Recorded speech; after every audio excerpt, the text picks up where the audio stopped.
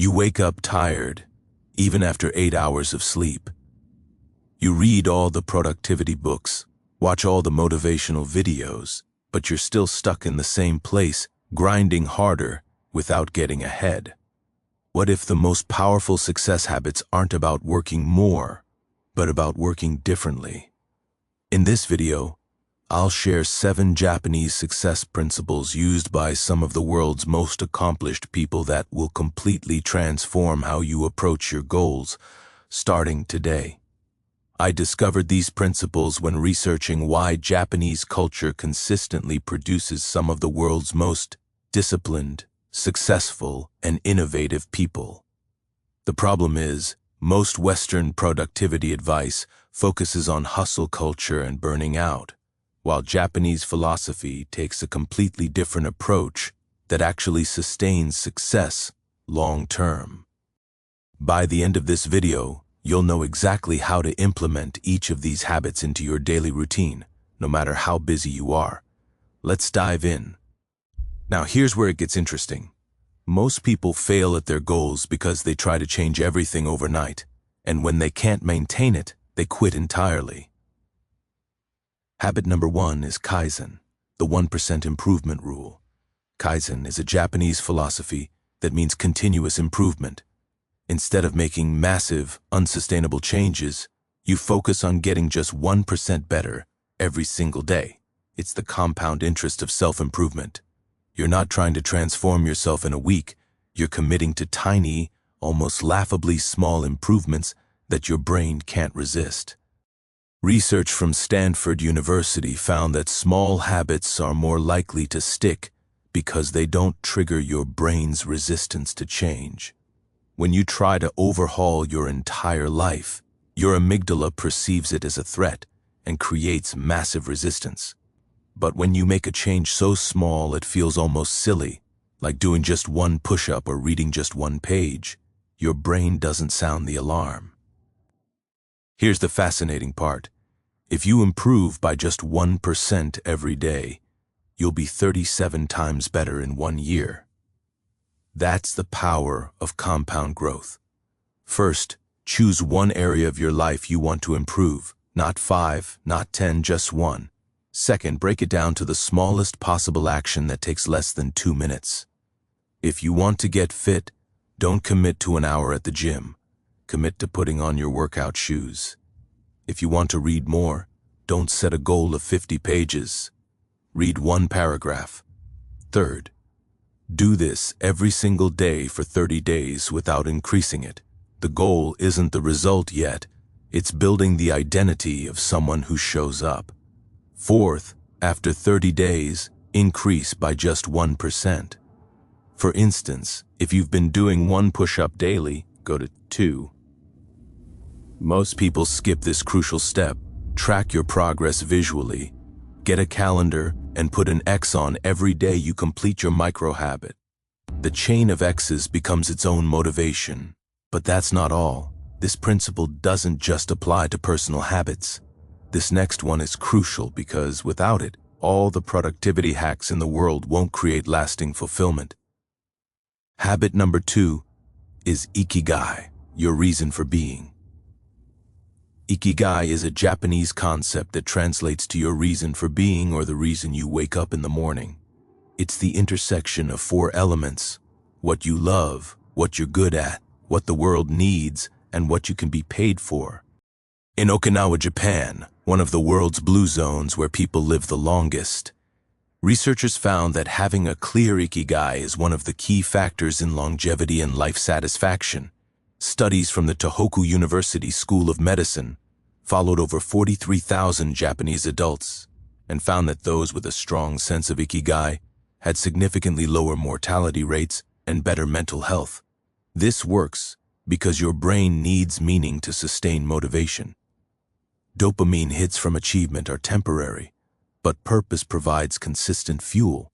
When you know your why, the how becomes easier. You stop chasing every opportunity and start making aligned decisions. Instead of asking, will this make me successful? You ask, does this align with my Ikigai? First, grab a piece of paper and draw 4 columns. Label them: what I love, what I'm good at, what the world needs, and what pays. Second, spend 15 minutes brainstorming in each column without judgment. Don't overthink it, just write. In what I love, include activities where you lose track of time. In what I'm good at, list skills others compliment you on. In what the world needs, think about problems that frustrate you or causes you care about.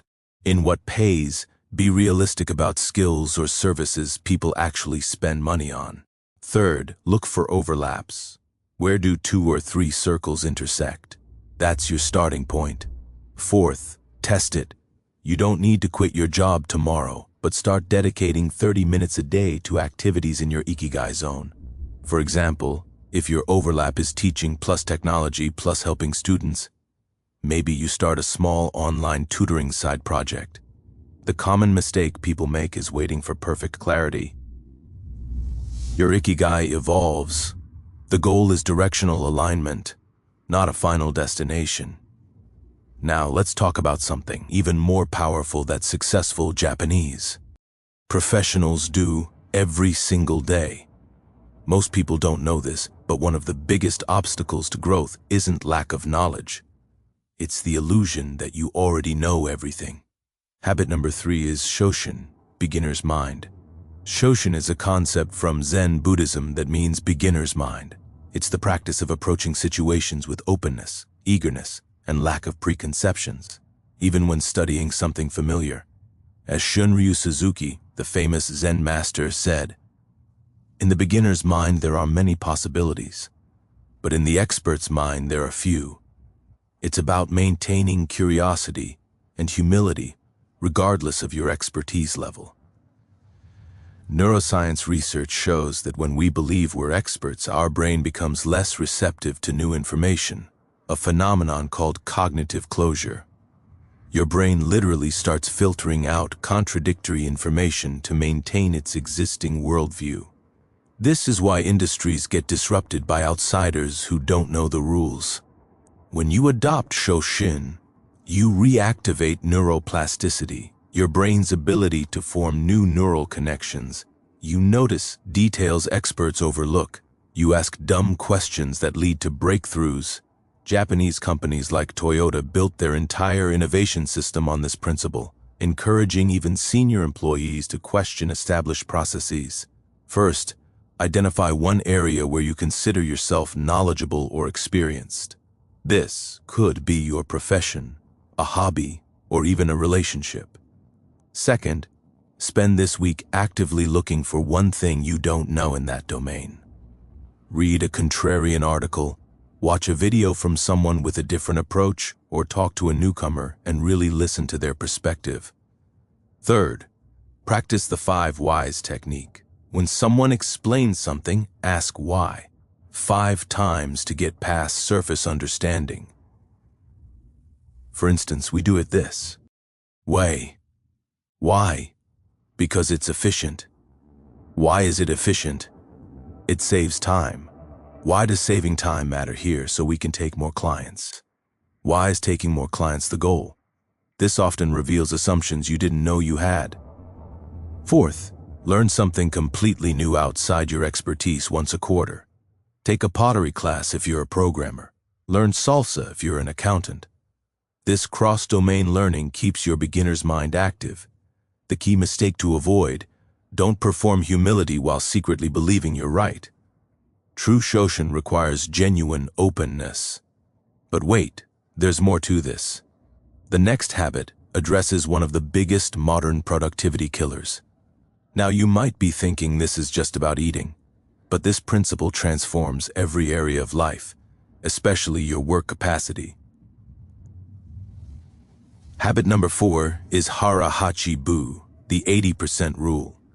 Hara-Hachi-Bu is a Confucian teaching that instructs people to eat until they're 80% full, not 100%. It's practiced religiously in Okinawa, another blue zone region. But the principle extends far beyond food. It's about operating at 80% capacity in everything, leaving 20% margin for flexibility, creativity, and recovery. In Japanese business culture, This prevents burnout and maintains sustainable high performance. Research from Calorie Restriction Society studies shows that eating to 80% fullness improves longevity and metabolic health. But here's what's more relevant. The psychological principle applies to work, relationships, and energy management. When you operate at 100% capacity constantly, you have zero buffer for unexpected challenges. Your decision-making quality drops. Your creativity disappears because creativity requires mental space. Studies from the Corporate Executive Board found that working at 100% capacity for extended periods decreases actual productivity by up to 40% due to increased RS and decision fatigue.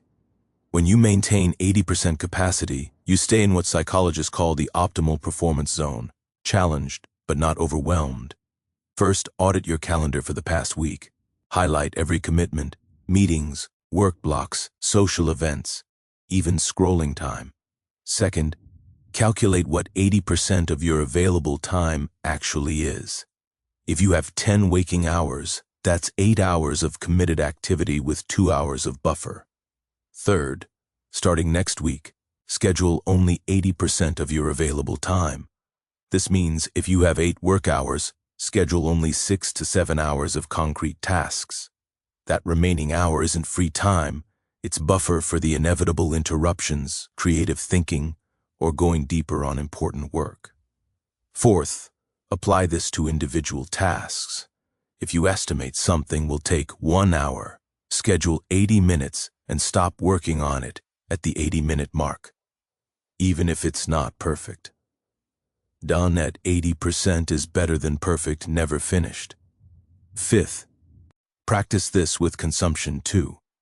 When you're eating, reading, or watching content, stop at 80%. Leave while you're still enjoying it, not when you're drained. The common mistake, people fill the 20% margin immediately, protect it ruthlessly. That space is where growth happens. This brings me to the next secret that completely changed how I handled difficult situations. Here's where Eastern and Western philosophies drastically differ, and understanding this might be the most valuable lesson in this entire video. Habit number 5 is gaman, dignified endurance. Gaman is a Japanese term meaning enduring the seemingly unbearable with patience and dignity. It's not about suffering silently or toxic positivity. It's about emotional resilience and maintaining your composure during adversity. In Japanese culture, gaman is considered a virtue that builds character. It's the ability to face discomfort, setbacks, or challenges without complaint, while continuing to move forward with grace. Modern neuroscience validates what Japanese culture has known for centuries. Discomfort tolerance is a trainable skill. Research from the University of Pennsylvania found that grit, which includes elements of gaman, is a better predictor of success than IQ or talent.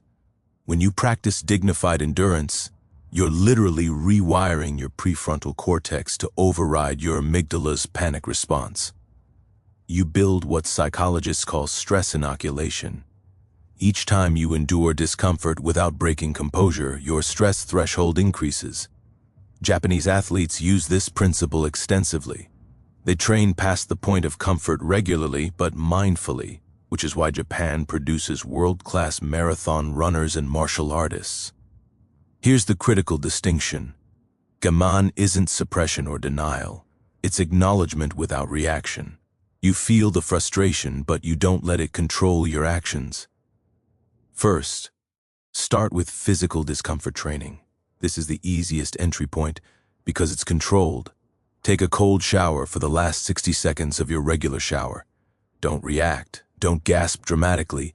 Breathe steadily and observe the sensation without judgment. Do this for 30 days. Second, apply it to minor frustrations. When you're stuck in traffic, instead of honking or cursing, practice intentional calm. Notice your rising frustration, acknowledge it. I notice I'm feeling impatient, and choose a composed response. Third, use the October 10th, 2010 rule for bigger challenges. When facing a setback, ask, will this matter in 10 minutes, 10 months, 10 years? This creates perspective that enables dignified response. Fourth, journal about your Gaiman practice. Write, today I practiced Gaiman when. This reinforces the identity shift. For instance, today I practiced Gaiman when my project was rejected. Instead of getting defensive, I asked for specific feedback and adapted my approach. The mistake to avoid: don't confuse Gaiman with being a doormat. This isn't about accepting mistreatment. It's about controlling your reaction to circumstances, which then allows you to respond strategically rather than emotionally. Now let's talk about a time management principle that sounds backwards but is absolutely genius. This next principle is something Western productivity culture completely misunderstands, and it's costing you creativity and clarity. Habit number 6 is Ma, the power of negative space. Ma is a Japanese concept that translates to negative space or the space between. In art, it's the empty space that makes the painted elements stand out. In music, it's the silence between notes that creates rhythm. In life and work, Ma is the intentional pause between activities, the space where insight and creativity emerge. It's not doing nothing. It's strategic emptiness that makes everything else more meaningful and effective. Neuroscience research on the default mode network shows that your brain's most important processing happens during rest, not activity. A study from the University of Southern California found that breakthrough insights are 40% more likely to occur during wakeful rest than during focused work. This is because when you're constantly busy, your brain operates in task-positive network mode, executing but not synthesizing. When you create M&A, your default mode network activates, making unexpected connections between disparate information. This is why your best ideas come in the shower or during walks. Japanese companies like Panasonic actually schedule thinking time with no agenda precisely for this reason. Ma also prevents decision fatigue. When you build space between decisions, you restore your mental energy. First, schedule 10 minute periods between major activities. If you have a meeting from 2 to 3 p.m. and another task at 3 p.m., don't schedule the next thing until 3:15 p.m. Use those 10 minutes to literally do nothing productive. Look out the window, take a short walk, or sit quietly. No phone, no content consumption. Second, implement one breath between activities at home. When you come home from work, before you greet your family or start cooking, take 60 seconds to sit in your car or at your doorstep and just breathe.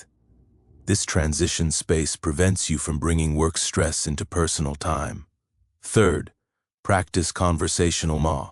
After someone finishes speaking, count to 3 before responding. This slight pause makes you a better listener and gives more thoughtful responses. People will notice you're unusually present. Fourth, design physical MA into your environment. Clear your desk completely at the end of each day. Leave empty space on walls rather than filling every inch. Visual clutter reduces mental clarity. Fifth, protect your morning Ma. The first 15 minutes after waking, don't check your phone immediately. Let your brain ease into the day. The common mistake, feeling guilty during Ma time, thinking I should be productive. Remember, Ma yes, productive. It's the space that makes everything else work better. You've already watched this far, so let me share the final habit that ties everything together. This last principle might be the most transformational because it changes why you do what you do, not just how. Habit number 7 is Shokunin Kishitsu, the craftsman spirit. Shokunin Kishitsu translates to craftsman's spirit or artisan's mindset. It's the Japanese dedication to mastery and excellence in your craft, regardless of how important society deems it. A sushi chef perfects rice for 10 years. A carpenter studies wood grain for a lifetime. It's not about Rico, Nishin, or external rewards. It's about pride in the work itself and constant refinement. In Japan, even janitors approach their work with shokunin kishitsu, seeing it as an art form worthy of mastery. Research on intrinsic motivation from Edward Deci and Richard Ryan shows that autonomy, mastery, and purpose are the three key drivers of sustained motivation and satisfaction, not money or status. When you adopt shokunin kishitsu, you shift from outcome-focused to process-focused. This is psychologically powerful because outcomes are often outside your control, but process is entirely yours. Studies from Stanford found that process-oriented people show greater resilience, report higher life satisfaction, and paradoxically achieve better outcomes because they're not paralyzed by results anxiety. Japanese companies with shokunin culture, like Toyota and Yamaha, dominate their industries for decades because everyone, from CEO to assembly line worker, takes ownership of excellence. When you approach your work as craft, you enter flow states more easily. You stop comparing yourself to others because you're competing with yesterday's version of yourself. The work itself becomes the reward. First, reframe your current work as a craft, regardless of what it is. If you're a teacher, you're a learning architect. If you're in customer service, you're a problem-solving artist. This isn't just semantics. Language shapes identity. Second, identify one aspect of your work you can master deeply. Don't try to be exceptional at everything. Choose one element. If you're a writer, maybe it's crafting opening sentences. If you're a developer, maybe it's writing clean, elegant code. Dedicate 30 minutes daily to deliberately practicing this specific skill. Third, create personal quality standards that exceed external requirements. Don't ask, is this good enough? Ask, is this my best? For example, if your boss needs the report by Friday, finish it by Thursday and use Friday to refine it. This isn't perfectionism. It's craftsmanship. Perfectionism is fear-based. Craftsmanship is pride-based. Fourth, study masters in your field like an apprentice. Read their work, watch their process, analyze what makes them excellent. Shokunin traditionally involved apprenticeships lasting years. You can create a self-directed apprenticeship by deep study. Fifth, document your improvement.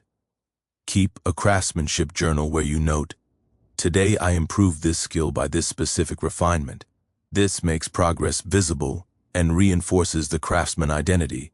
The critical mistake to avoid: don't let shokunin become an excuse for never shipping or completing work. Craftsmanship without output is just hoarding. Set time boundaries and ship your work, then apply lessons to the next iteration.